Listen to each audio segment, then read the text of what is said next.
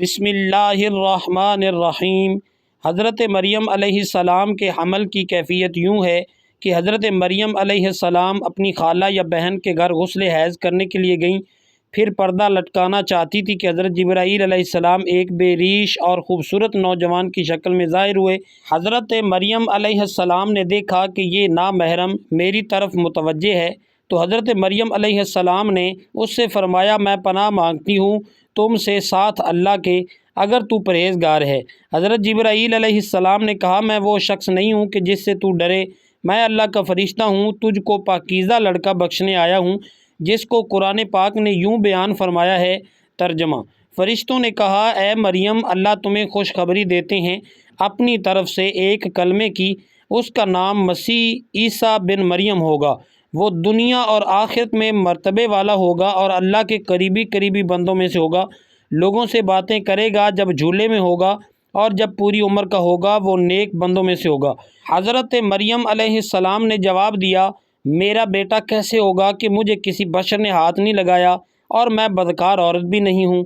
حضرت جبرائیل علیہ السلام نے کہا، تیرا کہنا صحیح ہے، لیکن تیرے اللہ نے فرمایا ہے کہ میرے لیے بغیر باپ کے بیٹا دینا آسان ہے، جس کو قرآن پاک نے اس طرح بیان فرمایا۔ ترجمہ: مریم نے کہا، اے میرے پیارے رب، میرے یہاں لڑکا کیسے ہوگا جب کسی مرد نے مجھے ہاتھ تک نہیں لگایا ہے؟ اللہ نے فرمایا، اسی طرح اللہ پیدا کرتا ہے جو چاہتا ہے، جب وہ کسی کام کا فیصلہ کر لیتا ہے تو اس کو کہتا ہے ہو جا، بس وہ ہو جاتا ہے۔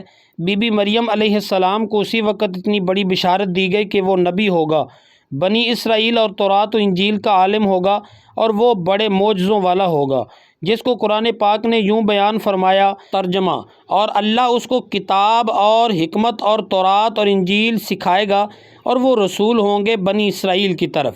حضرت عیسیٰ علیہ السلام کی پیدائش۔ غرض یہ کہ تمام بشارتوں کے بعد حضرت جبرائیل علیہ السلام نے حضرت مریم علیہ السلام کے گریبان میں روح مبارک کو پھونک دیا، جس سے فی الفور حمل رہ گیا۔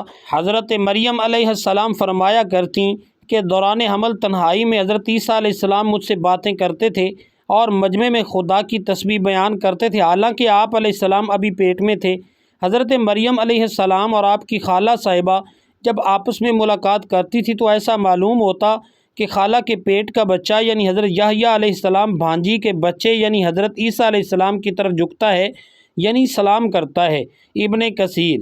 یوسف نجار جو بی بی مریم علیہ السلام کے ماموں کا بیٹا تھا، وہ بیت المقدس میں عبادت کرتا رہتا تھا اور کبھی کبھی حضرت مریم علیہ السلام کو خالہ کے پاس پہنچاتا تھا۔ جب حمل کی حالت سے آگاہ ہوا تو اس نے بھی تحقیقات کی، تو حضرت مریم علیہ السلام نے تمام واقعہ بیان کر دیا۔ جب ولادت کا وقت آ گیا تو حضرت مریم علیہ السلام کو قدرتی ندا ہوئی کہ اس شہر سے باہر چلی جاؤ، اگر تیری قوم تجھ کو اس کے وضع پر دیکھے گی تو تجھ کو اور تیرے فرزند کو قتل کر ڈالے گی۔ حضرت مریم علیہ السلام بما یوسف نجار بیت المقدس سے روانہ ہو گئیں۔ حضرت جبرائیل علیہ السلام ان کی راہ پر تھے۔ جب 2 فرسنگ راہ قطع کی تو بیت اللہ میں پہنچے، وہاں بشدت درد سواری سے اتری اور پشت مبارک ایک خوش خرمے سے لگا بیٹھیں۔ تفسیر حقانی میں ہے کہ ایک پرانا مکان تھا جس میں خشک کھجور کا ایک درخت تھا، جس سے ٹیک لگایا، پھر بغیر تکلیف کے حضرت عیسیٰ علیہ السلام پیدا ہوئے۔ اس وقت حضرت مریم علیہ السلام نے عرض کیا کہ اے کاش میں اس حال سے پہلے ہی مر جاتی اور نسا منسیہ ہو جاتی۔ حق تعالی نے ملائکہ کو بھیجا اور اپنے فضل و کرم سے وہیں ان کے پاؤں کے نیچے ایک پانی کا چشمہ ظاہر کر دیا۔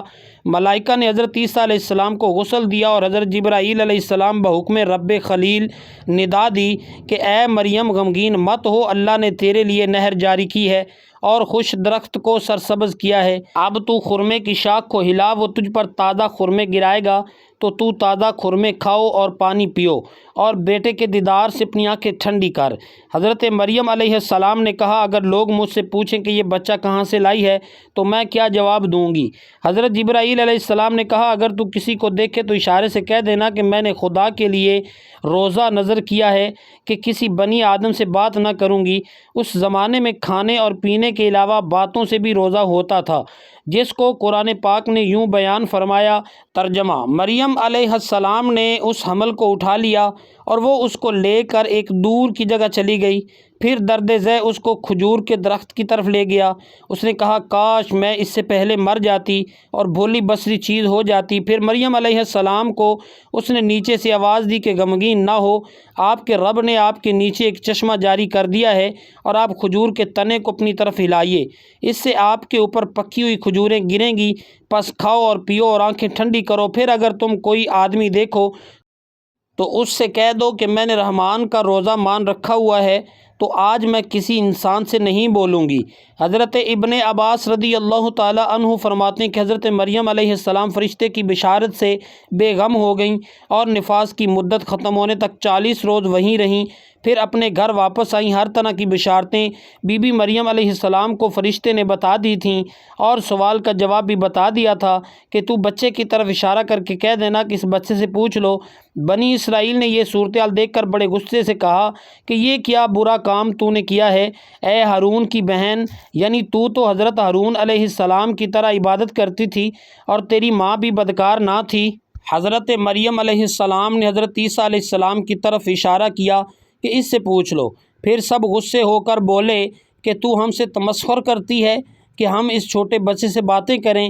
اتنے میں حضرت عیسیٰ علیہ السلام بول پڑے کہ میں بندہ خدا ہوں اور خدا نے مجھے کتاب دی اور مجھے نبی بنایا ہے۔ جب یہود نے یہ معجزہ دیکھا تو ان کی زبان بند ہو گئی۔ چنانچہ ارشاد ہے۔ ترجمہ: پھر اس کو گود میں لیے ہوئے اپنی قوم کے پاس آئی۔ لوگوں نے کہا، اے مریم، تو نے تو بڑا طوفان کر ڈالا۔ اے ہارون کی بہن، نہ تمہارا باپ کوئی برا آدمی تھا اور نہ تمہاری ماں بدکار تھی۔ پھر مریم علیہ السلام نے اس بچے کی طرف اشارہ کیا۔ لوگوں نے کہا کہ ہم اس سے کیسے بات کریں گے جو کہ گود میں بچہ ہے۔ بچہ بولا، میں اللہ کا بندہ ہوں، اس نے مجھے کتاب دی اور مجھ کو نبی بنایا ہے۔ معارف القرآن میں ہے کہ جس وقت خاندان کے لوگوں نے حضرت مریم علیہ السلام کو ملامت کرنا شروع کر دیا تو حضرت عیسیٰ علیہ السلام اس وقت دودھ پی رہے تھے، تو جب انہوں نے یہ سنا تو دودھ چھوڑ دیا اور اپنی بائیں کروٹ پر سہارا لے کر ان کی طرف متوجہ ہوئے اور انگشت شہادت سے اشارہ کرتے ہوئے کہا کہ میں خدا کا بندہ ہوں۔ اس سے پہلے ہی لفظ میں حضرت عیسیٰ علیہ السلام نے اس غلط فہمی کو دور کر دیا کہ اگرچہ میری پیدائش ایک معجزانہ انداز سے ہوئی ہے مگر میں خدا کا بندہ ہوں تاکہ لوگ میری پرستش میں مبتلا نہ ہو جائیں۔ ان الفاظ میں حضرت عیسیٰ علیہ السلام نے اپنی شیر خوارگی کے زمانے میں اللہ کی طرف سے نبوت اور کتاب ملنے کی خبر دی۔ اس کا مفہوم یہ ہے کہ اللہ تعالیٰ نے یہ طے فرما دیا ہے کہ مجھے اپنے وقت پر نبوت و کتابت دیں گے، اور یہ بالکل ایسا ہے جیسا کہ رسول اللہ صلی اللہ علیہ وآلہ وسلم نے فرمایا کہ مجھے نبوت اس وقت عطا کر دی گئی تھی کہ جب حضرت آدم علیہ السلام بھی پیدا نہیں ہوئے تھے، ان کا خمیر تیار ہو رہا تھا۔ اس کا مطلب بھی ظاہر ہے کہ اس کے سوا نہیں کہ عطا نبوت کا وعدہ جو حضور صلی اللہ علیہ وسلم کے لیے قطع یقینی تھا، یہاں بھی اسی یقین کو عطائے نبوت کے لفظ ماضی سے تعبیر کر دیا گیا۔ عطائے نبوت کا اظہار کرنے سے ان لوگوں کی بدگمانی رفع کر دی گئی کہ میری والدہ پر بدکاری کا الزام لگانا سراسر غلط ہے، کیونکہ میرا نبی ہونا اور مجھے رسالت کا ملنا اس کی دلیل ہے کہ میری پیدائش میں کسی گناہ کا دخل نہیں ہو سکتا ہے۔